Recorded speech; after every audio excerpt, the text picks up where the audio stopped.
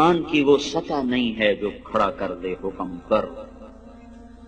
نماز کا کس کو نہیں پتا کہ فرض ہے، کیوں نہیں پڑھتے؟ ایمان کا سرمایہ تھوڑا ہو گیا ہے۔ پردے کا کس کو نہیں پتا کہ مسلمان عورت کے لیے پردہ فرض ہے، عین ہے، کیوں نہیں پردہ ہو رہا؟ سرمایہ کوئی نہیں، پیسے کوئی نہیں، اور پیسے سے چیز خریدی جاتی ہے، ایمان سے چیز خریدی جاتی ہے، اطاعت ایمان سے آتی ہے، کیوں پردہ اٹھ گیا؟ ایمان کی حرارت۔ ایک عورت جب 5 ہجری میں پردے کا حکم آیا تو رات کو حکم آیا، کسی کو پتا چلا کسی کو نہیں چلا۔ فجر کی نماز میں عورتیں بھی آتی تھی مسجد میں، ایک الگ جگہ بنی تھی۔ جب ایک خاتون آئی، دیکھا تو ساری عورتیں پردے میں چادروں میں چھپ گئی۔ تو تمہیں کیا ہوا؟ کہنے کی تجھے خبر نہیں، رات کو پردے کا حکم آ گیا۔ کہ اچھا، مجھے تو کوئی پتا نہیں تھا، رات کو اللہ نے کہہ دیا ہے۔ تو انہوں نے اسی وقت نماز کے بعد ایک بچے کو بھیجا، کہا جاؤ بیٹا میرے گھر سے چادر لے کے آؤ۔ وہ بچہ گیا، گھر سے چادر لے کر آیا، پھر چھپ چھپا کے چہرے پہ چھپا کے جب گھر پہنچی تو ان کے خامد نے فرمایا جب تمہیں پتہ ہی وہاں جا کے چلا تھا تو اس تکلف کی کیا ضرورت تھی، یہیں آ کے شروع کر دیتی۔ تو فرمانے لگی اللہ کے حکم کا پتہ چلنے کے بعد میری جرت نہ ہوئی کہ ایک قدم بھی اس کی مرضی کے خلاف اٹھاؤں۔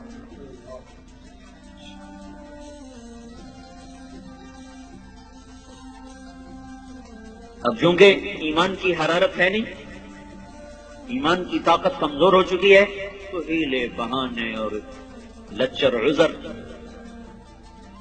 حضرت فاطمہ رضی اللہ تعالیٰ عنہ کا انتقال ہونے لگا تو اپنی خادمہ سے کہا، حضرت علی موقع پر موجود نہیں، کہا کہ غسل کا پانی رکھا۔ انہوں نے غسل فرمایا کہ میرا فلاں جوڑا نکالا، کہ چارپائی میری بیچ میں کر کے، انہوں نے کمرے کے بیچ میں چارپائی کر دی، ایسے لیٹی، قبلے کی طرف منہ کر کے کہنے لگی میں مرنے لگی ہوں، علی سے کہنا میرا غسل ہو چکا ہے، میرا کوئی کندھا بھی نہ ننگا کرے، میرا کوئی نہ سطر کھولے، میں نہا چکی ہوں، میرا غسل ہو چکا۔ ان کو مرنے کے بعد بھی یہ فکر ہے کہ میرا کندھا ننگا نہ ہو۔ آج کے لباس نہیں دیکھتے ہو، ساری کمر ننگی ہو رہی ہے، سارے بازو ننگے ہو رہے ہیں۔ یہ مغرب کی بیٹیاں بن کے عزت پانا چاہتی ہیں۔ مغرب کی عورت نے آزاد ہو کر بڑا دکھ پایا ہے، مجھے میرے رب کی قسم، اس کی آزادی نہیں، ہلاکت ہے، ہلاکت۔ میں آپ کو چھپاؤ، جتنا چھپو گی اتنا اللہ کے ہاں روشن ہو جاؤ گی، جتنا ظاہر ہوگی اتنا اللہ کی نظر میں ذلیل ہو جاؤ گی۔ یہ تو پاگلوں کا جہان ہے، پاگلوں کے پیچھے چل پڑو گے۔ ہماری مائیں وہ ہیں جنہوں نے موت کے بعد بھی کہا میرا سطر نہ کھولے، کوئی میرا کندھا بھی نہ دیکھے۔ حضرت علی تشریف لائے تو انتقال ہو چکا، تو خادمہ نے کہا کہ یہ فرما کر گئی ہیں، فرمایا ایسا ہی ہوگا، ایسا ہی ہوگا۔ اسی طرح جنازہ اٹھایا گیا، اور پھر اس سے کچھ دن پہلے کی بات ہے، اسماء بنت امیس سے کہنے لگی میری میت کا کوئی ایسا انتظام کرو کہ کسی کو پتہ بھی نہ چلے میرا قد کیسا، میرا جسم کیسا۔ تو انہوں نے کہا میں نے حبشہ کی ہجرت کی تھی، تو وہاں عورت کو دفن کرنے کے لیے، عورت کی میت اٹھانے کے لیے ہوتا ہے کہ وہ چارپائی کے اوپر ایسے وہ لکڑیاں جو لچکدار ہوتی ہیں وہ اس طرح پھنسا دیتے ہیں، اس کے اوپر چادر ڈال دیتے ہیں، تو اس سے وہ سارا وجود اندر چھپ جاتا ہے، پتہ ہی نہیں چلتا لمب قد کیا ہے، موٹائی کیا ہے اور چھوٹائی کیا ہے۔ کہ بس میرے ساتھ بھی ایسا ہی کرنا۔ ایک مدد اللہ نے کی کہ میں رات کو اندھیرے میں اٹھایا، دن کے اجالے میں نہیں اٹھایا۔ ایک پردہ اللہ نے کہا کہ پوری رات کوئی پردے کا حکم دے دیا کہ محمد کی بیٹی آ رہی ہے، پردہ کرو۔ دوسرا کام اسماء بنت امیس سے کروایا، انہوں نے وہ پت لگا دی۔ وہ دستور آج بھی عرب میں چلا آ رہا، حضرت فاطمہ سے یہ شروع ہوا، اسے پہلے نہیں تھا۔ یہ جو جنازہ اٹھتا ہے، اب لوگ دیکھو حرم میں جو جنازہ ابھرا ہوتا ہے وہ خاتون کا ہوتا ہے، اس کے اوپر انہوں نے کور لگایا ہوتا ہے۔ دیکھنا جو لوگ جاتے ہیں حج پہ، وہ میں تو کئی سال سے جا رہا ہوں، کر یہ پڑھا بھی تھا اور دیکھا بھی ہے کہ جو خاتون کا جو جنازہ ہوتا ہے ویسے ابھرا ہوتا ہے، اور جو مردوں کا جنازہ ہوتا ہے ویسے سیدھا ہوتا ہے۔ وہ ایسے اونچا کیا ہوتا ہے تاکہ یہ عورت کس قد و قامت میں ہے وہ بھی پتہ نہ چلے۔ اسلام ایسے حیاؤں والا طریقہ زندگی بتاتا ہے کہ ہماری عورت کا مرنے کے بعد بھی پردہ ہے، یہ زندہ ہو کے باہر نکل رہی ہیں، کون ان کو سمجھائے؟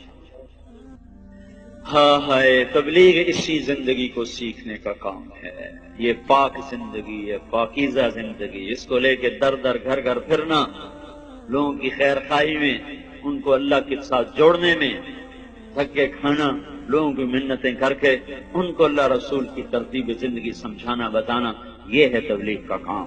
اس کے لیے ہم عورتوں کو بھی نکالتے ہیں، مردوں کو بھی نکال دو، بھائی سیکھو سیکھو۔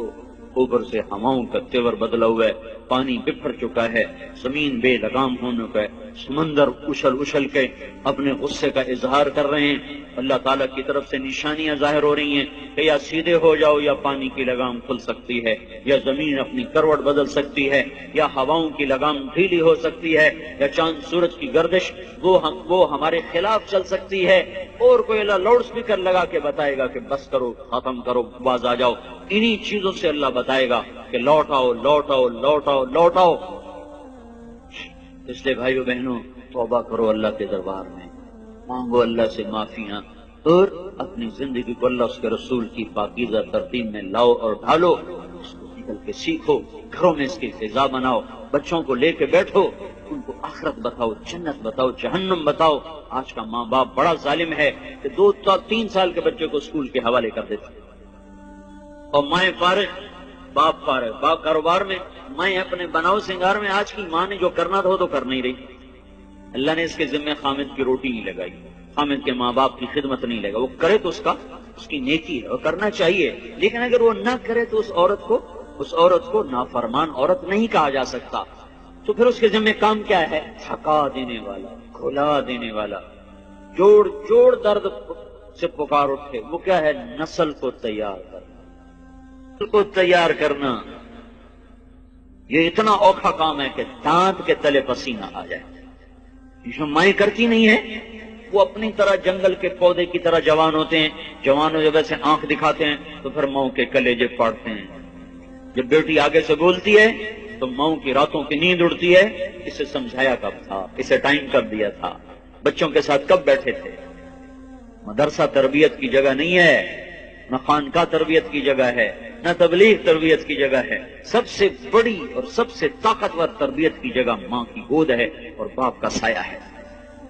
ماں نے گود خالی کر کے ٹیوٹر کے حوالے کر، ٹیوٹر کے پیٹ سے نکلا ہے کہ تمہارے پیٹ سے نکلا ہے؟ حوصلوں میں 11 سال کا تھا، میرے باپ نے مجھے حوصل میں ڈالا۔ چھوٹے چھوٹے بچوں کو حوصلوں میں دھکا دے دیا، فارغ۔ تو وہ جنگلی جانور کی طرح اور جنگل کے کانٹے دار جھاڑی کی طرح وہ پروان چڑھتے ہیں، انہیں کیا خبر کہ ماں کیا ہے، باپ کیا ہے۔ تو اللہ کا احسان ہوا، تبلیغ کا کام چلا اور اللہ تعالیٰ نے ہمیں راہیں سجھا دی، دکھا دی۔ اپنی اولاد کے لیے وقت نکالو، گھروں میں بیٹھو، صحابہ کی سیرت پڑھو، حضور کی سیرت پڑھو، جنت جہنم کے واقعات سنو، پڑھو، سناؤ، ان کے معصوم ذہنوں میں ڈالو۔ تو آگے جب چڑھیں گے، پروان چڑھیں گے تو کچھ اپنے اوپر پھلدار ہو کر وہ نکلیں گے، ورنہ تو وہ کانٹے دار جھاڑیاں بنیں گے، کانٹے دار۔ سے وقت دو، اپنے آپ کے لیے وقت نکالو، اپنی نسل کے لیے وقت نکالو، اپنے گھروں کو مسجد بناؤ، گھروں کو مسجد بناؤ۔ زبان کا بول بڑی طاقت رکھتا ہے، زبان کے بول میں اللہ نے اثر رکھا ہے۔